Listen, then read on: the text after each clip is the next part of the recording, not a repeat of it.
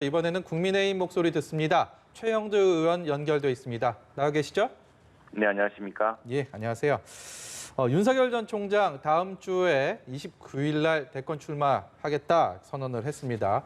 일단은 지금은 국민의힘 소속이 아니기 때문에 국민의힘 입장에서는 윤 전 총장이 좀 서둘러서 국민의힘 입당을 했으면 하는 바람이 클 텐데 변수가 없을까요? 지금 국민의힘엔 그건 기정사실화하고 있는 그런 모습입니까? 네, 지금 국민들의 워낙 강렬한 여망이 모이고 있다고 보아집니다. 저희 국민의힘의 자체적인 노력도 있었지만 이준석 당대표가 선출된 그 경선 과정을 통해서 국민들이 강렬하게 희망하는 것은 이제 도저히 이 정권으로 안 된다. 이 정권이 다시 재집권하는 일이 생기면은 정말 나라가 큰일 난다는 이런 것들 또 네.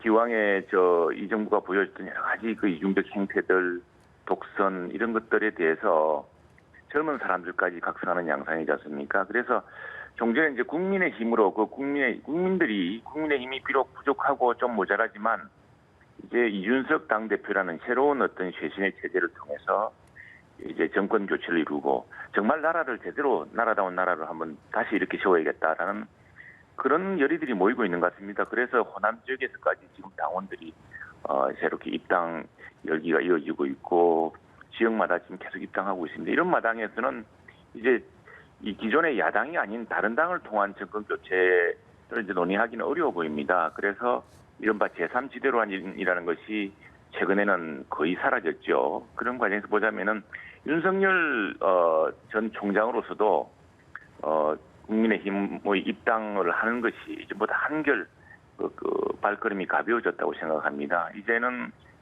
스스로 준비하고 또 더 다듬어서 정말 정권 교체를 위한 승자가 되기 위해서 후보가 되기 위한 그런 준비 절차 이후에 이제 입당하는 것만 남아있다고 생각합니다. 네. 윤석열 전 총장 엑스파일 의혹이 정치권에서 논란이 되고 있는데요. 본격적인 대권 레이스가 이제 시작되려는 상황에서 야권의 가장 높은 지지율을 가지고 있고 또 아직 정치력이 검증되지는 않은 후보에 대한 공세가 이어지고 있습니다. 이번 의혹의 본질은 어디에 있다고 보시는지요?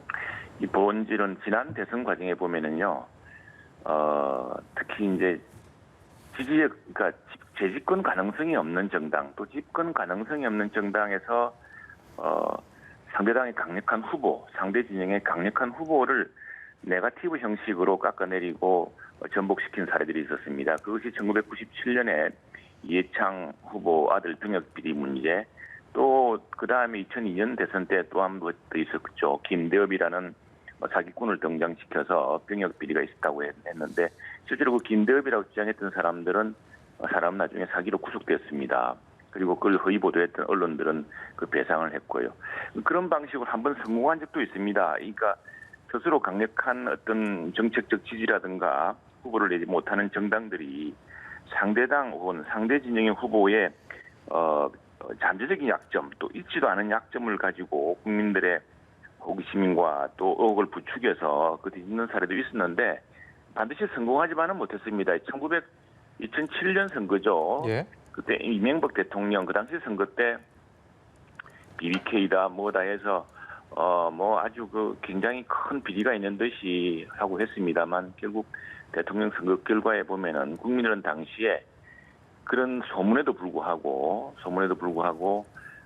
당시 이명박 후보를 압도적인 차이로 거의 2배 이상의 득표 차이로 승률표를 몰아주었죠. 그래서 이것은 그 네거티브라는 것은 출처는 뭐 뻔하죠. 그런 출처를 만들 수 있는 사람들이 뻔하지 않겠습니까? 그런 예. 정보를 쥐고 있는 사람들이고 또 정보를 가지고서 장난을 칠 수 있는 사람들일 텐데 혹은 약간 좀 덜 떨어진 사람들이 그런 정도의 정말 여러 의혹을 묻고 나오는 정도의 누구나 워드 프로세스로 아래 한글로 문서를 만들 수 있으니까 이제 그런 걸 가지고 좀 수준 낮은 정치적인 이런 플레이를 하고 있는 셈인데 핵심은 뭐냐면은 스스로가 강력한 국민적 여망과 열망으로 집권하거나 집권할 만한 후보를 내지 못하는 정당이 상대당이나 상대 진영의 후보를 비난하는 방식이고요. 이 엑스파일이 뭐냐는 본질의 논란도 그거라고 생각합니다. 엑스파일이 정말 있었다면은 지난 2년간 윤석열 총장을 몰아내고 심지어 탄핵하려고 했던 집권 여당, 청와대 여당에서 그냥 뒀겠습니까? 예. 네, 마지막으로 시간이 그렇게 많이 남지는 않았는데요. 우리 네. 최형두 의원 최근까지 대변인 하셨잖아요. 네, 그렇습니다. 지금 국민의힘에서 새 대변인 뽑기 위한 뭐 이른바 나는 국대다 뭐 이런 예, 뭐 네. 흥행을 하고 많은 관심을 네. 받고 있는데 글쎄요, 뭐 최 의원님처럼 경험이나 연륜 이렇게 충분하다면 모를까. 뭐 새로운 인물들이 등장하는 건 좋지만 경험, 연륜 부족하다 보니까 제1야당 스피커 되기 좀 문제가 있지 않을까? 이런 우려들도 있는 것 같아요.